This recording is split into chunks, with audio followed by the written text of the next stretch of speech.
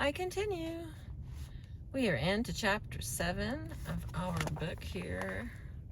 Lottie-dottie. And it says, who's interrupting? Issues of dominance and control. This looks clear. The wind is howling.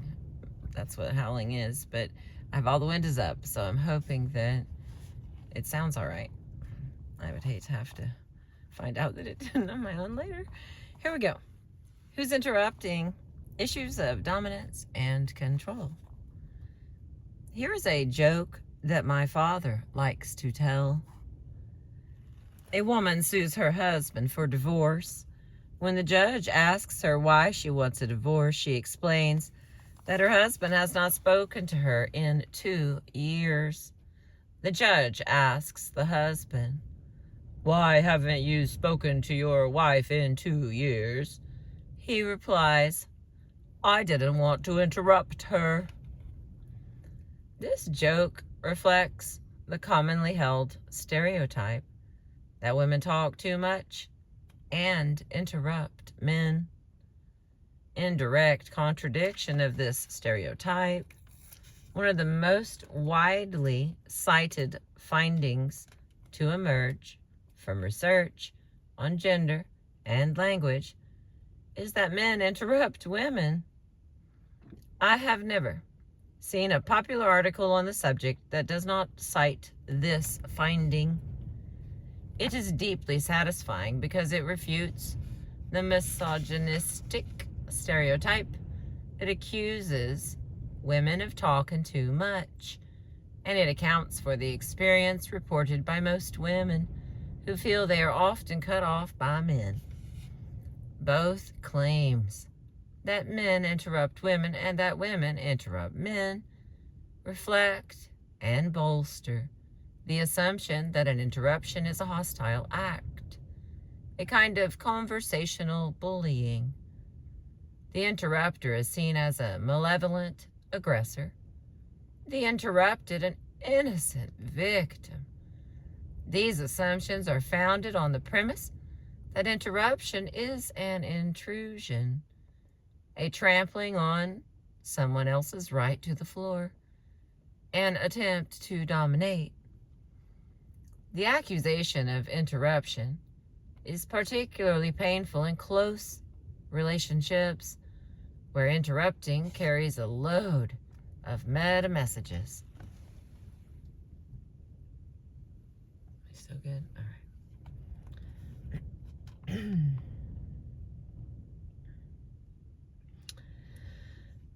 The accusation of interruption is particularly painful in close relationships where interrupting carries a load of meta messages that a partner doesn't care enough, doesn't listen, and isn't interested.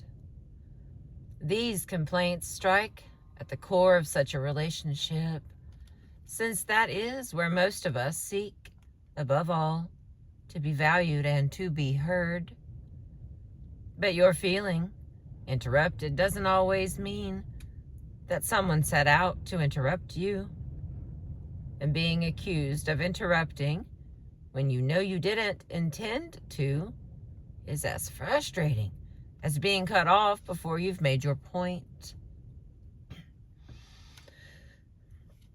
Because the complaint, "You interrupt me," is so common in intimate relationships, and because it raises issues of dominance and control that are fundamental to the politics of gender, the relationship between interruption and dominance bears closer inspection. For this, it will be necessary to look more closely at what creates and constitutes interruption in conversation. All right, I'm gonna wet my whistle. Hang on. Here we go. Little category 1. Do men interrupt women? Researchers who report that men interrupt women come to their conclusion by recording conversations and counting instances of interruption. In identifying interruptions, They do not take into account the substance of the conversations they studied, what was being talked about, speakers' intentions, their reactions to each other, and what effect the interruption had on the conversation. Instead, mechanical criteria are used to identify interruptions. Experimental researchers who count things need optional criteria for identifying things to count. But ethnographic researchers, those who go out and observe people doing naturally whatever it is the researchers want to understand, are as wary of operational criteria as experimenters are wedded to them. I'm a word with these words. Okay, here we go. Identifying interruptions by mechanical criteria is a paradigm case of these differences in points of view. Linguist Adrian Bennett explains that overlap excuse me, that overlap is mechanical. Anyone could listen to a conversation or a tape recording of anyone and determine whether or not two voices were going at once. But interruption is inescapably a matter of interpretation regarding individuals' rights and obligations. To determine whether a speaker is violating another speaker's rights, you have to know a lot about both speakers and the situation. For example, what are the speakers saying? How long has each one been talking? What has their past relationship been?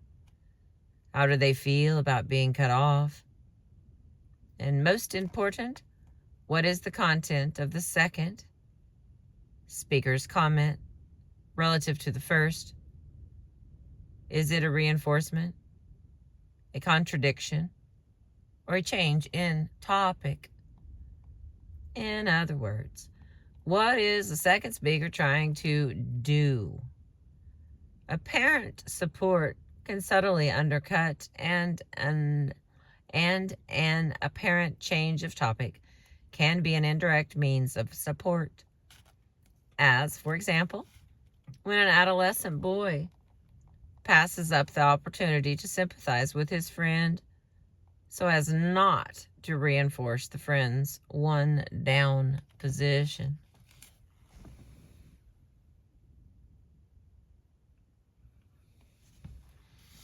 All these and other factors influence whether or not anyone's speaking rights have been violated, and if they have been, how significant the violation is.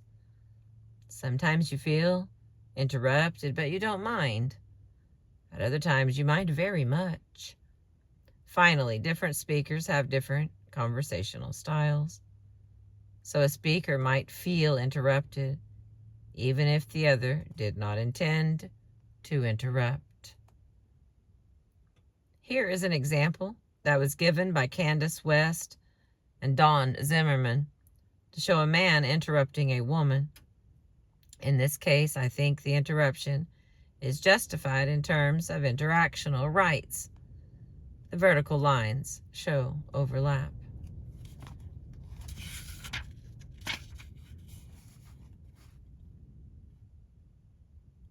Okay, I don't see these lines. Anyway, here we go. The female says, so you really can't bitch when you've got all those on the same day. But I asked my physics professor if I could change that. Then the male, oh, there's the lines. Then the male says that. Female says what? And pauses. Male says, I've got everything just how I want it in the notebook. You'll screw it up leafing through it like that. Okay, fine. I will show you, but I'm going to tell you I don't think it's going to do us any good. Come on. Clear up for me. So, and the note is The vertical lines show overlap. Yeah, that's what I read to you. Now you know. Come back. There we go. Is it clear? No. No paintings today, friends. Okay. There we go. All right. West and Zimmerman consider this an interruption because the second speaker began while the first speaker was in the middle of a word change. But considering what was being said, the first speaker's rights may not have been violated. Although there are other aspects of this man's talk that make him seem like a conversational bully, interrupting to ask the woman to stop leafing through his notebook does not in itself violate her rights, her right to talk. Many people, seeing someone handling their property in a way that was destroying their painstaking organization of it, would feel justified in asking that person to stop immediately without allowing further damage to be done while waiting for the appropriate syntactic and rhetorical movement to take the floor. I feel like I just went in a circle with words there. All right, I continue. Sociologist Stephen Murray gives an example of what he regards as a prototypical case of interruption, where someone cuts in to talk about a different topic when the first speaker has not even made a single point. Here is his example. H says, I think that. W says, do you want some more salad? At the same time as he says, I think that. He says it at that part. Again, there's lines. This simple exchange shows how complex conversation can be. Many people feel that a host has the right, if not the obligation, to offer food to guests, whether or not anyone is talking. Offering food, like asking to have salt or other condiments passed, takes priority. Because if the host waited until no one was talking to offer food, the guests waited, and guests waited until no one was talking to ask for platters beyond their reach, then the better the conversation, the more likely that many guests would go home hungry. This is not to say that at any time, this is not to say that any time is the right time to interrupt to offer food. If a host habitually interrupts to offer food whenever a partner begins to say something, or interrupts to offer food just when a speaker reaches the climax of a story or the punchline of a joke, it might seem like a violation of rights or the expression of mischievous motives. But the accusation of interrupting cannot be justified on the basis of a single instance like this one. Conversational style differences muddy the waters. It may be that one person grew up in a home where conversation was constant and all offers of food overlapping ongoing talk, while another grew up in a home where talk was sparse and food was offered only when there was a lull in the conversation. If two such people live together, it is likely that one will overlap to offer food, expecting the other to go on speaking. But the overlap averse partner will feel interrupted and maybe even refuse to resume talking. Both would be right, because interruption is not a mechanical category.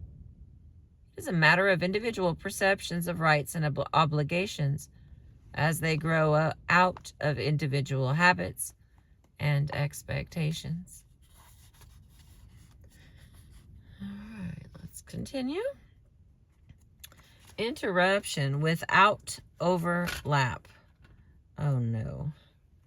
This is a lot more dialogue. Let me get some water.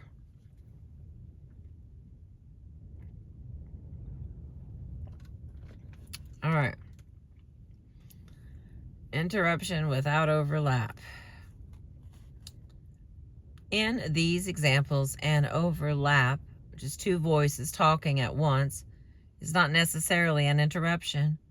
That is, a violation of someone's speaking rights.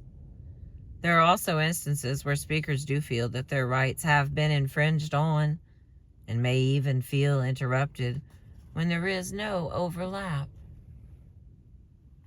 An example of such an instance appears in Alice Greenwood's analysis of dinner table conversations among her 3 children, twins Denise and Dennis, 12, and Stacy, 11, and their friends.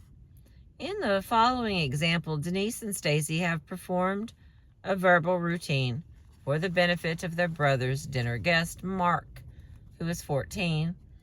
This dialogue, which Greenwood calls the Betty routine, is one the sisters often perform together. Before they start, they get Mark's attention. Denise says, "Listen to this, Mark. Listen to this." Then Denise and Dennis announce, "It's so funny." But Mark doesn't agree. So here's the little dialogue. Denise, in Betty voice, "Excuse me, are you Betty?" Stacy, "Oh, yes." Denise, in the Betty voice, "Betty who?" Stacy, in the Betty voice, "Betty bitta butta butt." Denise, and Stacy laugh. Mark, "What?" Denise, Dennis, and Stacy laugh hysterically. Okay. Although this routine sparks delighted laughter from the 3 siblings, and on other occasions also sparked laughter among friends, Mark did not laugh and claimed not to get the joke. Denise and Stacy tried to explain it to him, and here's that. Yeah, we're so clear. Denise says, "I said Betty who, like you say Betty Jones." Then she says, "Betty bitta. And then here's Dennis says, "Did anyone eat from this yet?" Mark, "No, actually what I was going to say was, can I try that soup? It looks quite good." Denise says, "Listen. Mark says, "Say it in slow motion, okay?" Stacy says, "Betty bought a bit of bitter butter, and she said, 'This butter's bitter. If I put it in my batter, it will make my batter bitter.' So Betty bought a bit of better butter, too." Denise says, "You never heard that before?" Mark says, "No, never." Denise says, "Mark, seriously?" Mark says, "Seriously." And Denise says, "It's like the famous two." Stacy says, "Tongue twister." Mark says, "No, the famous tongue twister is Peter Piper picked." Denise interrupts and says, "Same thing. It's like that one." Mark says, "You keep interrupting me." In this excerpt, Denise and Stacy repeatedly cut each other off, as shown by the arrows and vertical lines, but there is no indication that either resents it. They do seem to mind their brother. Dennis is overlapping to ask about the food, as in, "Did anyone eat from this yet?" because he's interrupting their explanation. Denise protests, "Listen. The girls are supporting each other, talking on the same team. Most striking is Mark's complaint. "You keep interrupting me." This is intriguing because what Mark was saying when he got interrupted, "No, the famous tongue twister is Peter Piper picked," was actually an interruption of the girls' explanation, even though his voice did not overlap theirs. The same is true for the previous time they interrupted him. Just as Denise said, "All right, watch this," Mark began to ask, Is it as funny as But he didn't get to finish because Denise laughed, and Denise launched the routine as announced. So Mark's protest seems like a real-life instance of the humorous line, "Don't talk while I'm interrupting you." Mark also took an oppositional stance, even though he was really supporting rather than disagreeing. The girls just said that their tongue twister was like the famous tongue twister. If Mark had simply offered the famous tongue twister, Peter Piper picked a peck of pickled peppers, then his interruption would have been supportive, finishing the end of Denise's explanation. Instead, he began by saying no, as if they had been claiming that theirs was the famous tongue twister. In this conversation, the girls were trying to include Mark in their friendly banter. Greenwood found in studying her children's conversations with their friends that the more interruptions a conversation contained, the more comfortable the children felt in it, and the more they enjoyed it. Part of their fun by insisting on his right to hold the floor without interruption. Oh, I skipped a part. Hang on. But Mark refused to be part of their fun by insisting on his right to hold the floor without interruption. Perhaps his being a few years older was a factor. Perhaps he did not like being cast in the role of audience. Perhaps he felt he was being put down when Denise asked, "You never heard that before? Mark, seriously?" Whatever the reason, Denise, Stacy, and Dennis were doing report talk. Mark wanted to do something more like report talk. It is not surprising that Denise later told her mother that she did not like Mark.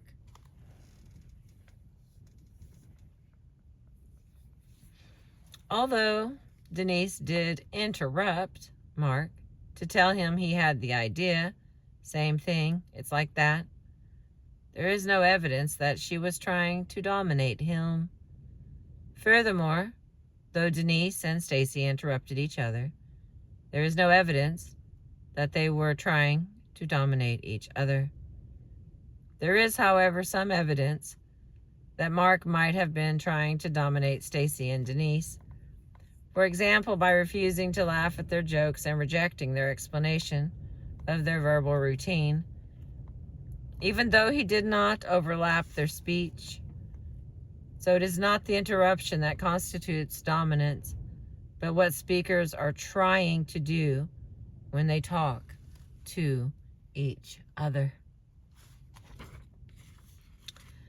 All right, here's one without dialogue. This little category is overlap without interruption. Claiming that an interruption is a sign of dominance assumes that conversation is an activity in which one speaker speaks at a time. But this reflects ideology more than practice. Most Americans believe one speaker ought to speak at a time, regardless of what they actually do. I have recorded conversations in which many voices were heard at once, and it was clear that everyone was having a good time. When I asked people afterward their impressions of the conversation, they told me that they had enjoyed themselves. But when I played the tape back for them, and they heard that people had been talking all together, they were embarrassed and made comments like, "Oh God, do we really do that?" As if they had been caught with their verbal pants down. In a book entitled Conversational Style, I analyzed 2.5 hours of dinner table conversation among 6 friends. Looking back on the conversation, some of the friends told me they had felt that others had dominated the conversation. And when I first listened to the tape, I too thought it looked that way. But the accused pleaded innocent. They claimed they had not intended to dominate. In fact, they wondered why the others had been so reticent. Only by comparing different parts of the conversation to each other was I able to solve the puzzle. The inadvertent interruptions and the impression of domination came about because the friends had different conversational styles. I call these styles high considerateness and high involvement. Because the former gave priority to being considerate of others by not imposing, and the latter gave priority to showing enthusiastic involvement, some apparent interruptions occurred because high considerateness speakers expected longer pauses between speaking turns. While they were waiting for the proper pause, the high involvement speakers got the impression they had nothing to say and filled in to avoid an uncomfortable silence. Other unintended interruptions resulted when high involvement speakers chimed in to show support and participation. High considerateness speakers misinterpreted the choral support as attempts to yank the floor away from them, and they stopped to avoid what to them would have been a cacophony of two voices at once. Ironically, these interruptions were not only interruptions of the apparent victims, they were their creations. When high involvement speakers used exactly the same techniques with each other, the effect was positive rather than negative. Chiming in with speakers didn't stop anybody from talking. It greased the conversational wheels and enlivened the spirits. Here are two examples from my study that illustrate these two contrasting situations and the different effects of overlap on conversation. The first two examples shows overlapping that had a positive effect in a segment of conversation among three high involvement speakers. The second shows overlapping between high involvement and high considerateness speakers that disrupted the conversation. Though gender is not a factor in the overlap patterns in these conversations, understanding how overlap can work or fail to work is fundamental to making sense of the relationship between gender and interruption.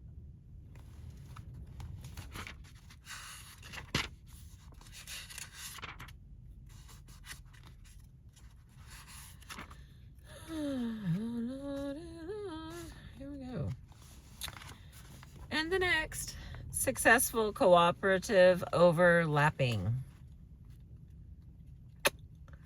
The first example took place in the context of a discussion about the impact of television on children. Only 3 of the 6 friends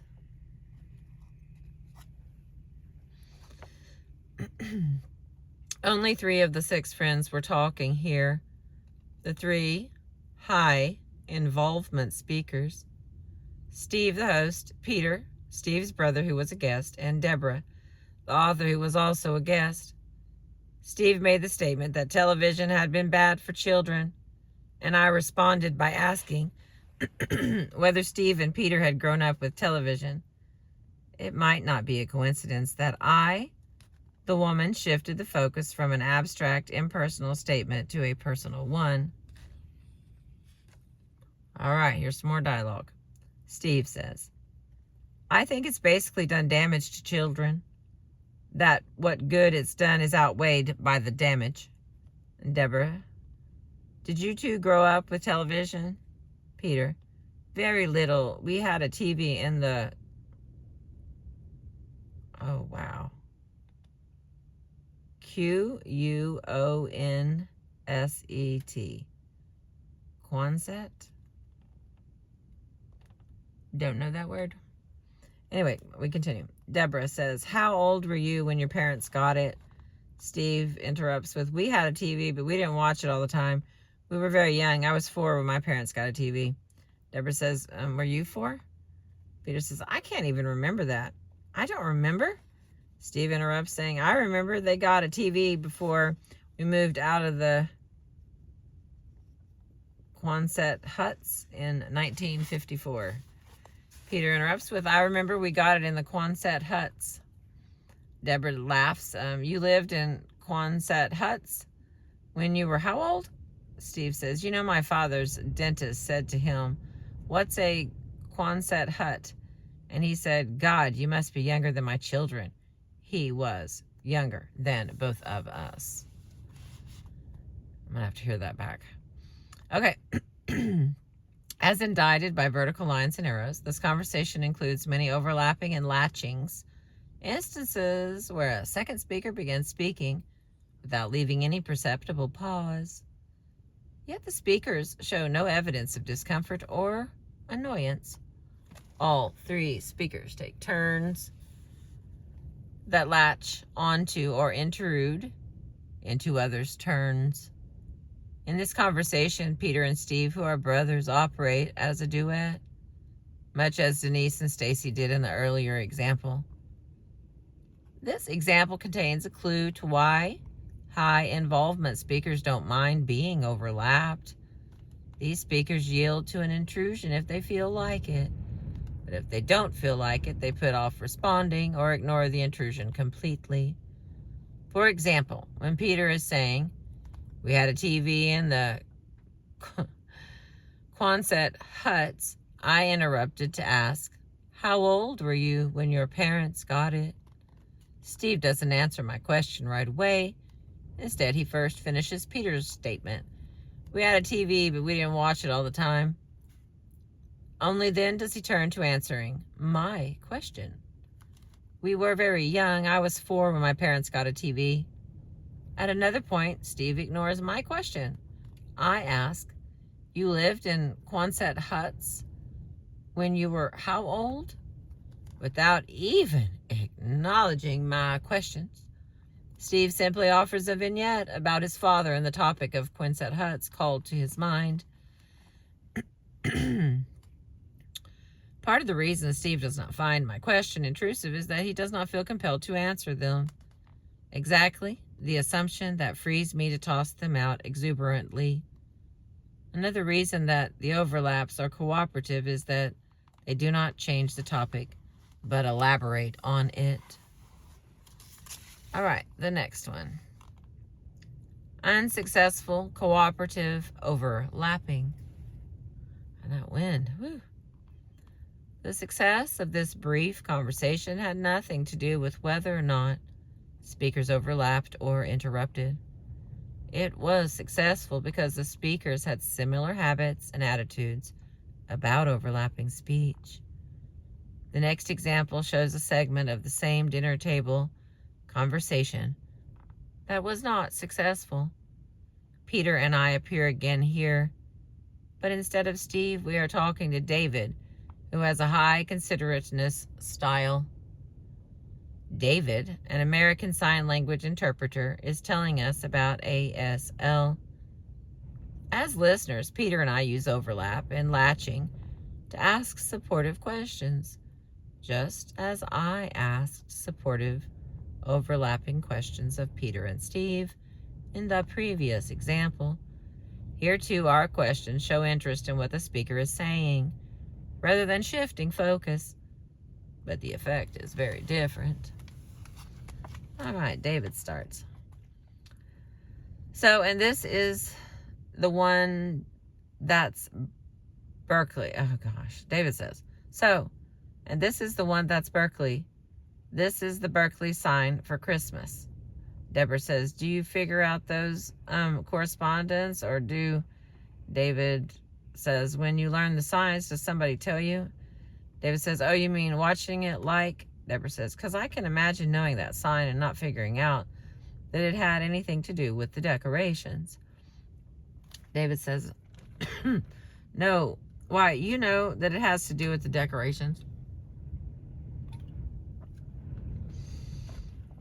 Deborah says, because somebody tells you or you figure it out. David says, no. And then, oh, are you talking about me? Deborah says, yeah. David, or a deaf person. Deborah, you.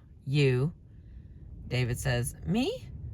Oh, someone tells me usually, but a lot of them I can't tell. I mean, they're obvious. The better I get, the more I can tell. The longer I do it, the more I can tell what they're talking about without knowing what the... Deborah says, huh? Oh, that's interesting.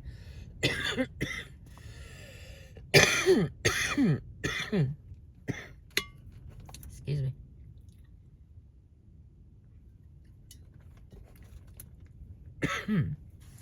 I do not want to have to read this again. Come on. Nope. I'm sorry. I'll have to pick back up here. The wind. All right. I appreciate you. Thank you for letting me continue sharing my books with you.